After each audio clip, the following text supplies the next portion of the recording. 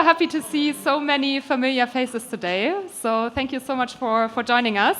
I'll be moderating the last panel for today, which is about how to build, engage, and also retain global teams. For those who don't know me, I'm Lisa. I'm one of the co-founders at Localyze, and I'm not the only one on stage today. I have two great panelists joining me today, and maybe just directly handing over to you for a quick introduction. Danine, if you want to start. Sure. Hi, welcome everyone. Super nice to be here. I just got such great impulses from the roundtable, so let's hope I can contribute a bit. I think I'm sitting in front, oh no, it's gone, my own introduction. So, yeah, as I said, my name is Danine. I founded the Purple Squirrel Society, in case anyone is part of this, a network for HR professionals, and currently work for the company called Blacklane, a chauffeur service company. And yeah, I'm happy to share a little bit about my reality, which is different from yours. So I'm also curious later on to connect. Yeah, and I will tell you how we deal with international talent in the company. Yeah, also hi from my side. My name is Andreas. I just got here an hour ago, and I was very impressed by the conversation we had before. We're a rather small group compared to the other ones, but nevertheless, it was a nice round table. Yeah, to myself, I have my Berlin anniversary coming up on the weekends. I've lived here for 6 years. I've always been working in start and scale-ups. In the past, more smaller companies. Since 3 years, I work now for On. So we do like the shoes, basically, so running shoes and apparel, etc. I'm leading the HR technology team, and I think maybe I need to clarify what exactly that means, because I'm always getting a lot of questions and always also a lot of LinkedIn messages by recruiters.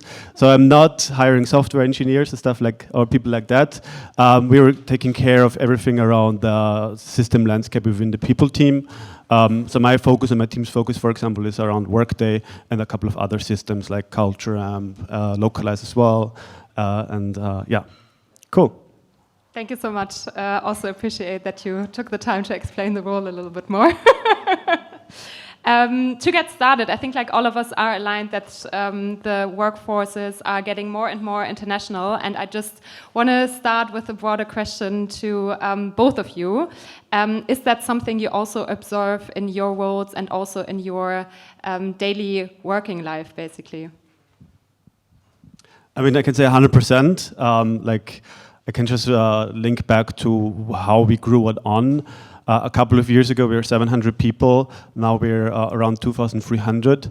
And only within the last year, I think we added overall like 25 different new nationalities. So in the total, we have around 100 different nationalities around the world. So what we try to do is, like, as we're selling to a lot of different markets, we also want to obviously reflect that those markets within our team. So I think you need to have a diverse team to be able to do that. And it's very exciting. I like it a lot to work together with so many people from different backgrounds, cultures, nationalities, etc.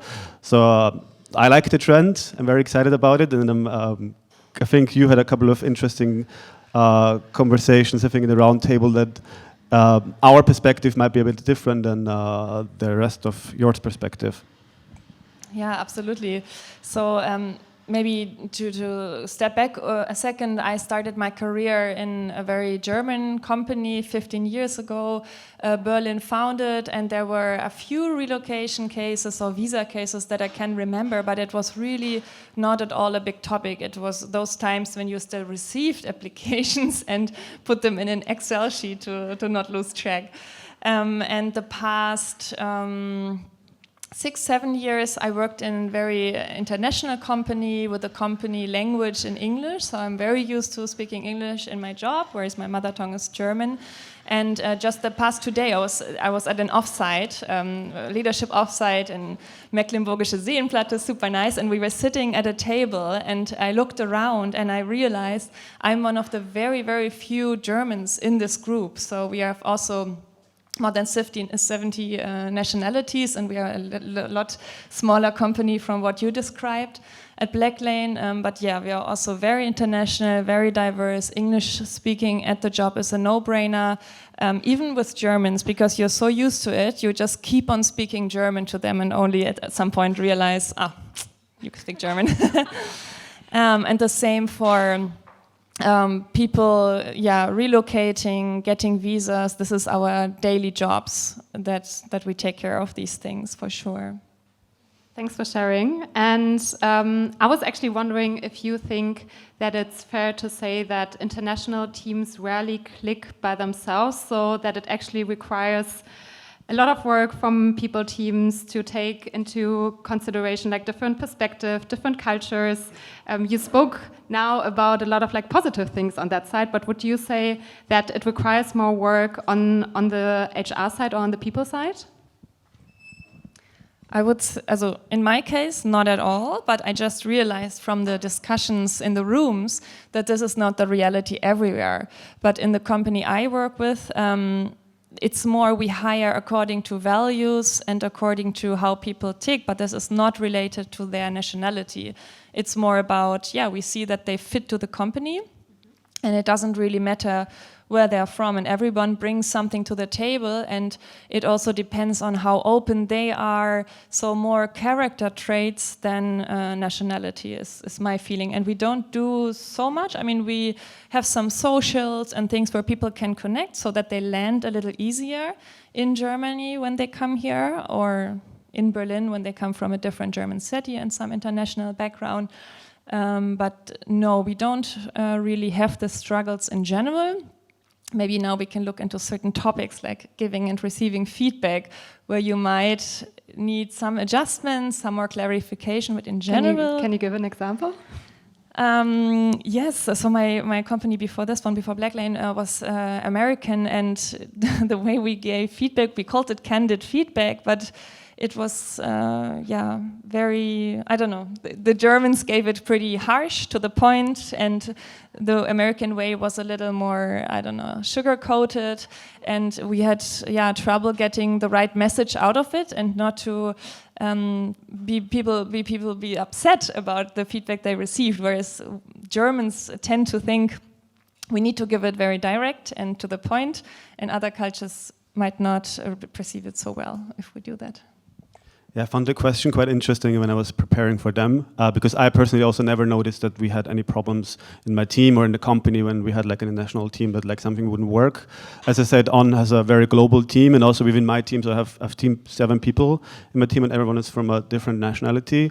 And so far, we didn't have any single problem about something that's connected to some cultures or backgrounds, etc. I think what is very important that is that you hire for an open-minded team, that you find the right people to just kind of like fill the rest of the team up. And also what is very important to me personally, I think it's not so much about the HR or the people team to make sure that like everyone works together. It's also the responsibility of the manager to make sure that everyone feels inclusive and is welcomed in the team. What was very interesting for my team, what we did last year, so it was not something around how to work together when you're from different cultures, which there's also a lot of trainings in them, and also, I think, really great. But we did more like something around the thinking preferences workshop. And then for me, it was quite eye-opening at like how different team members are looking at things very differently, or are receiving feedback very differently. And that was very, very valuable for working together, yeah. Yeah, I can imagine. Thanks for sharing. And because you described your role so well, and you spoke about the tools and all the things you're working on, maybe starting with you on the next question, because I was wondering what kind of role technology plays in that field. So you mentioned you implemented a lot of tools, but I was just like wondering if tech can also be a challenge, especially when it comes to the human aspect of things. I mean, we spoke about relocating employees, and you, of course, also use Localyze, but on the other hand, I was wondering how you perceive that. Yeah, it's also an interesting question. I was almost struggling a bit because I think technology is such a big word, and it nowadays it's everywhere, and like everything can be connected to technology.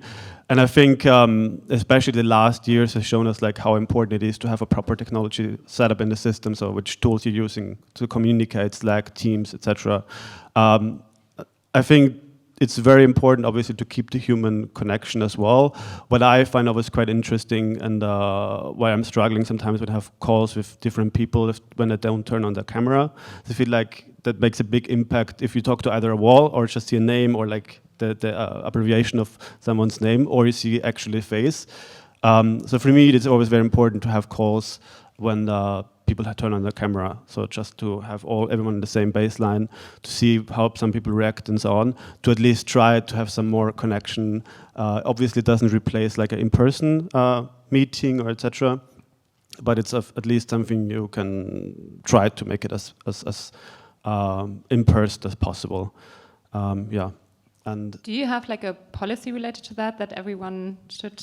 It's quite interesting that like it's never a topic. Everyone always turns on their camera, and it always only comes up when we work with external people, mostly consultancies. But for us, it's just like it's a given. Everyone feels comfortable. I know that some people might not feel comfortable, but it's just. I mean, at the office you also show your face, I guess, and it should be the same. I think on a call as well. I can maybe add on something to this. So again, at this offsite, I was speaking to a person from Dubai who was in Berlin for this meeting, and he was in sales, and he told me that he's flying to the US next, and from one state to the other.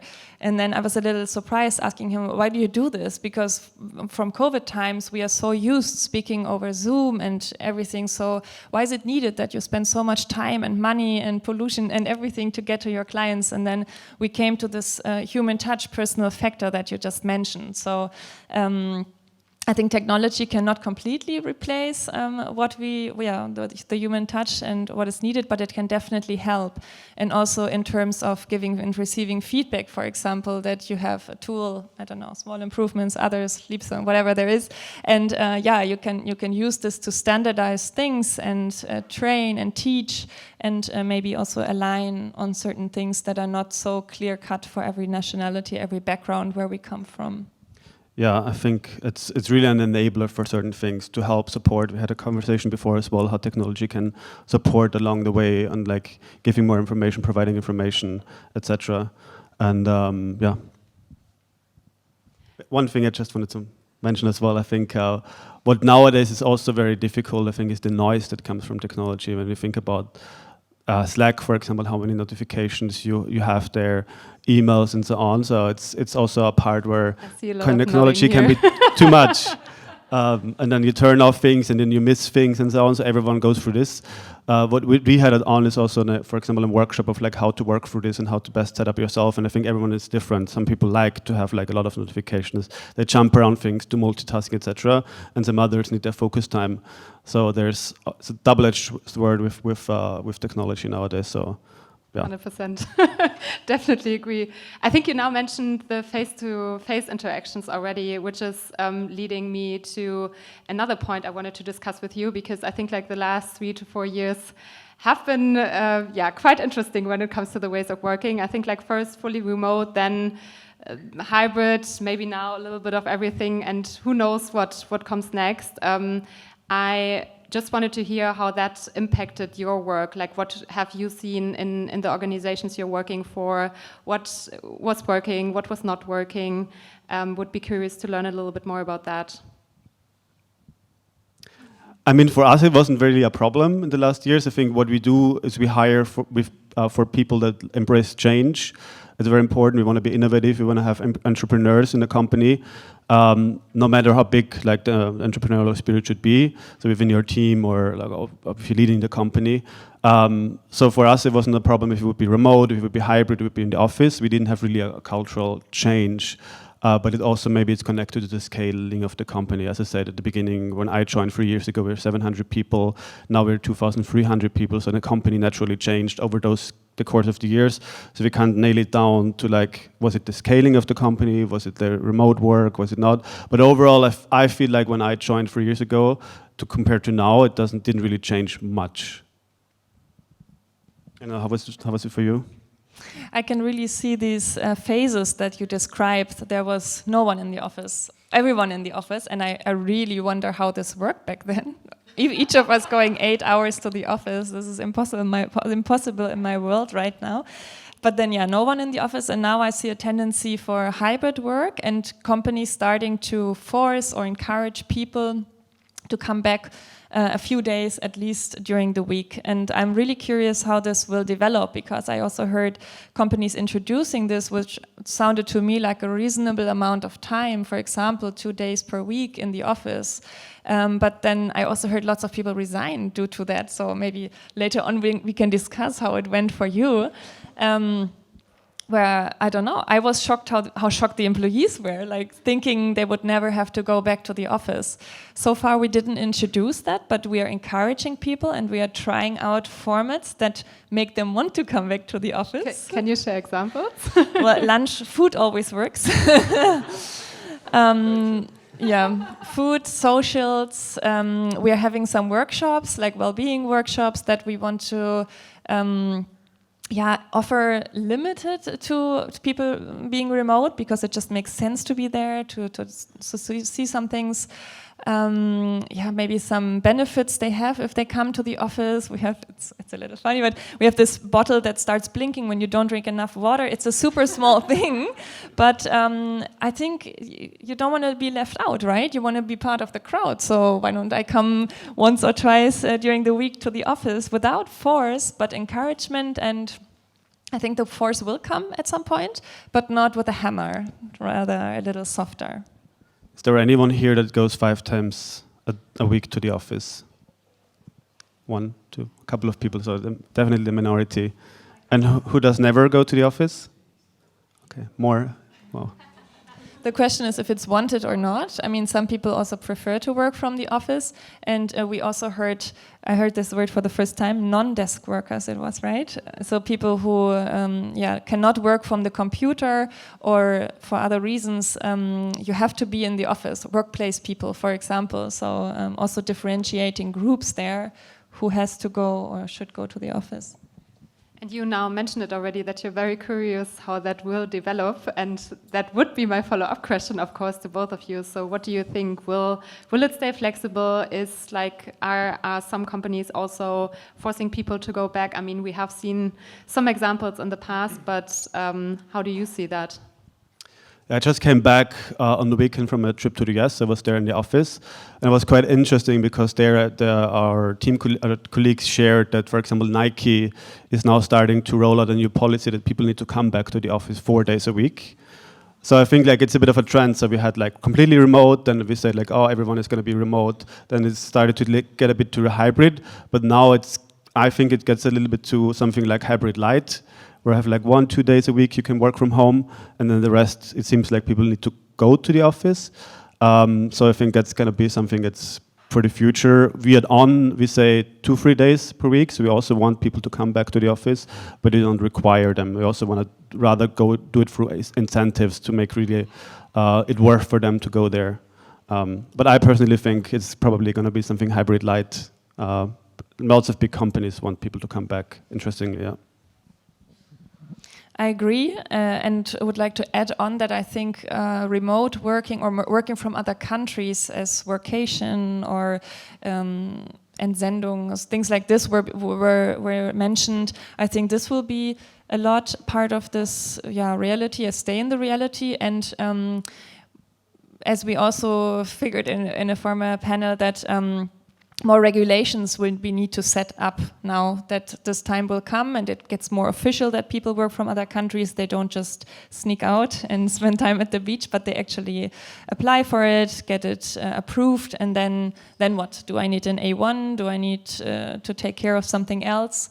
I think this is really needed, that companies educate themselves about what they need to do or work with great providers who can help them. And also make the employees understand that this is not always something to take too lightly to go and spend half a year somewhere else. It's just, it has limits.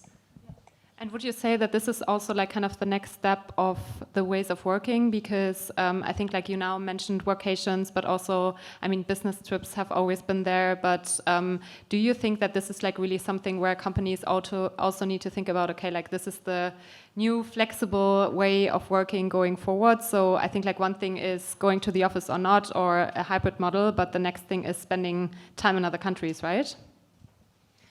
I personally think this is the war for talent, and you cannot win it if you don't allow any of these things, or if you force people to come back to the office 5 days per week if it's not really needed for the role. But I heard in the discussion that this is not the case for everyone. So we are very supportive with vacation. We are supporting what we can, not even having strict regulations, whereas in the last company we were a little stricter. So it depends a little bit also on how the company culture is. And we are also supporting relocations and so on. So we are trying to foster that because we think it's the future of work, and this makes us competitive. And if we don't do it, we cannot find the talents that we need. When we have a guideline that says people can work a month from somewhere else, we don't check, obviously, if that's the case or if people work more. I think it's also something that you need to offer nowadays to be able to attract the talent. Otherwise, there's no case you can hire like the best talent on the market without these kind of things. And for you guys, then it's basically based on trust. If you say 4 weeks, okay. Yeah, I think. As I said before, around already that the leader needs to take care of their team. At On, we do a lot about guidelines. We don't like policies. So in that case, also that is a trust basis to the people, then to the team members, that they don't work too much from somewhere else. It's also then like the question about the A1 and all these documents or where you work from. I mean, if you work from within Europe, it's maybe a bit easier, but if you go to Bali or like South America, then there's a bigger question, right, on how to handle this. It's also for us a bit interesting as a company. We're public now for 2 years, and then things get more complicated when you get public. There's a lot of more audits, and then the question is also you need to at some points get more strict about certain things just because there's the risk there that something can happen or something get leaked or whatever, and data. I mean, so yeah, it's an interesting, at least for my area. Yeah. Yeah, it's a big topic. 100% agree. Cool. We are at time already, so thank you so much for joining us and sharing all your insights. Really appreciate it. Thank you. Thank you.